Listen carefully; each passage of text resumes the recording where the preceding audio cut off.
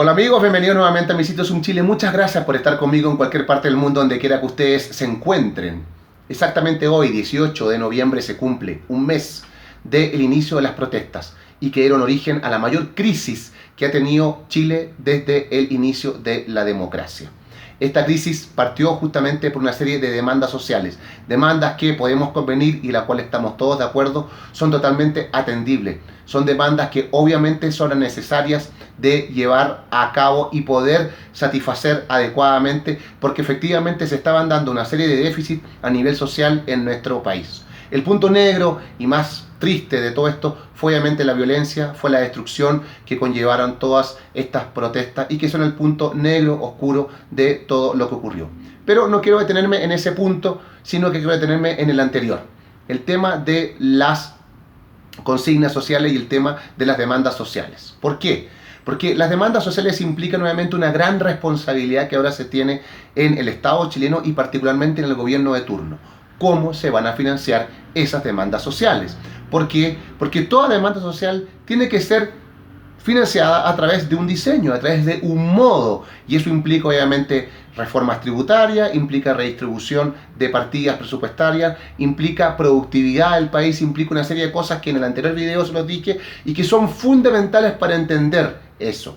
Y por otro lado, más importante aún que eso, o igualmente importante, tiene que ver justamente con la mantención de lo que se va a hacer como agenda social. Claro, la agenda social tiene que tener una responsabilidad no solamente fiscal, tiene que tener una responsabilidad política, porque si ustedes desarrollan un mecanismo para poder generar justamente los dineros para poder financiar aquello, eso tiene que ser mantenido en el tiempo. De otra manera, lo que les ocurre es lo que pasa con la demagogia o el populismo.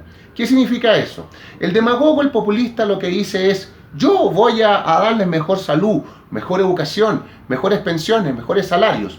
Probablemente durante un año, probablemente durante 2 años, tal vez durante 3 o 4 años. Pero a la larga y a la corta, si no se dan los diseños adecuados para mantener y sostener ese gasto en el fondo tiene que tener un financiamiento, lo único que va a hacer finalmente es que el gobierno de turno se va a ver obligado en algún momento, temprano más que tarde, de tener que dejar estas subvenciones, estos pagos, estos derechos que se habían consignado, va a tener que dejar de darlos. ¿Por qué? Porque no son sostenibles en el tiempo. ¿Y qué va a ocurrir con eso? La gente, la ciudadanía, se va a alzar, va a rechazar aquello, va obviamente a exigir que se mantengan los subsidios en servicios, la mejor salud, la mejor educación, ¿no es cierto?, la cobertura de universidad, gratuidad en X, Y o Z servicios o aspectos sociales del país, porque generalmente la ciudadanía no tiene por qué saber de economía,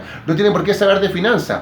La ciudadanía fundamentalmente trabaja, produce y se supone que eso tiene que generar suficiente cantidad de dinero como para poder abastecer, ¿no es cierto?, de buenos servicios y de buenos, de buenos derechos o de aplicación de la subvención a esos derechos. Pero sucede que eso no es así, no es tan fácil.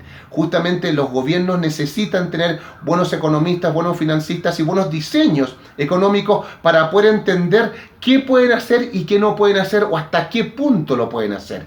Y si son demagogos y son populistas, lo único que hacen es finalmente es atarse una cuerda a su cuello que finalmente los va a ahorcar. Porque a la larga y a la corta, la gente, la ciudadanía, se va a ir en contra de ellos. ¿Y qué va a ocurrir con eso? Las instituciones horadan, las instituciones comienzan a ser poco legítimas, porque lo que yo dije deja de tener legitimidad, deja de tener veracidad, porque es solamente una promesa que se mantiene en un corto plazo y después, al no poder mantenerla, la ciudadanía obviamente la exige y por lo tanto pierde legitimidad la institución, pierde legitimidad el gobierno y por lo tanto finalmente pierde legitimidad la democracia. Y eso es uno de los principios de los inicios de la hecatombe y el desastre de muchos gobiernos populistas o demagogos que son irresponsables a nivel fiscal.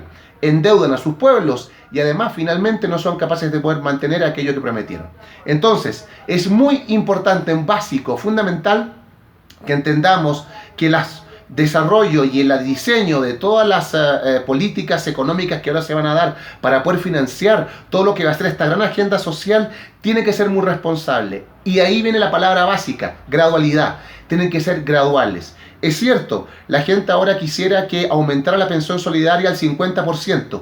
No se puede, no es posible. Hay que hacerlo gradualmente, pero con un objetivo. El objetivo es llegar al 50%, aumentar al 60% o al 70%, o por qué no, doblarla tal vez en un futuro próximo. Pero hay que hacerlo gradualmente. Eso se llama responsabilidad a nivel gubernamental y responsabilidad a nivel fiscal. De otro modo, los países se endeudan, como les dije. Al endeudarse, eso disminuye su nota crediticia. Al disminuir su nota crediticia, lo que el país necesita y se endeuda, obviamente, para poder pagar aquello que necesita pagar, se hace cada vez más caro. Se produce un círculo vicioso. Y lo que Chile justamente no ha hecho nunca es eso. Chile siempre se ha adscrito a una política fiscal responsable. Ahora, por supuesto, lo que ya sabemos, y el ministro Briones lo ha dicho, va a tener que haber una flexibilidad en esa regla fiscal. Porque es lógico, Chile va a tener que endeudarse. Cualquiera de nosotros sabe que endeudarse no es algo objetivamente bueno, pero a veces endeudarse no es algo malo necesariamente. A veces uno necesita endeudarse para poder llegar a un objetivo. ¿O acaso cuando uno quiere acceder a algo y no tiene el dinero, no lo hace endeudándose? Claro, endeudándose con responsabilidad, no endeudándose irresponsablemente. Endeudándose de un modo tan grande como han hecho algunos países en Latinoamérica y otros en el mundo que ya no pueden soportar aquello y terminan en default. No, no es el caso de Chile. Por lo tanto, en resumidas cuentas, es tremendamente esencial que entendamos que todas estas demandas sociales que ahora se nos vienen encima y de cuales el gobierno ha hecho oído y responsablemente ha comenzado a generar y diseñar los recursos para hacerlo, va a tener que hacerlo de un modo gradual y responsable. Espero que este video haya sido de su agrado, que comentemos sobre eso porque es un tema muy interesante, el tema financiero y técnico a la base de estas demandas sociales. Les dejo un gran abrazo, sigan suscribiéndose y cuídense mucho. Chao, chao.